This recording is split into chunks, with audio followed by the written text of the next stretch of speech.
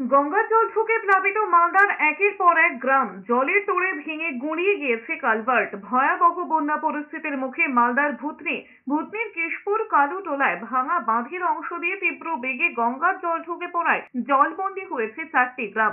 অন্যদিকে মানিকচকের গঙ্গার জলস্তর বিপদ সীমা ছাড়িয়েছে। প্রশাসনিক অবহেলা এবং সেচ দপ্তরের গাফিলতির কারণে 1998 সালের মতো বন্যা পরিস্থিতির মুখে ভূতনি, দাবি স্থানীয় বাসিন্দাদের। যদিও ইচ্ছাকৃতভাবে বন্যা পরিস্থিতি তৈরি করা হয়েছে বলে অভিযোগ বিজেপির। মানিকচকের উত্তর চণ্ডীপুর পঞ্চায়েতের অন্তর্গত কেশপুর কালুটোলা এলাকার 3টি জায়গায় দীর্ঘ 1 বছর ধরে বাঁধহীন ছিল, কিন্তু বারংবার প্রশাসনকে জানিয়ে এমনকি বিক্ষোভও দেখিয়েছেন বাসিন্দারা। তাদের দাবি ছিল ভাঙা বাঁধের অংশগুলি দ্রুত সংস্কার করা। তাদের আশঙ্কা ছিল গঙ্গা নদীর জল বাড়লেই বন্যা পরিস্থিতি হবে, কিন্তু তাদের কথায় কর্ণপাত করেনি প্রশাসন।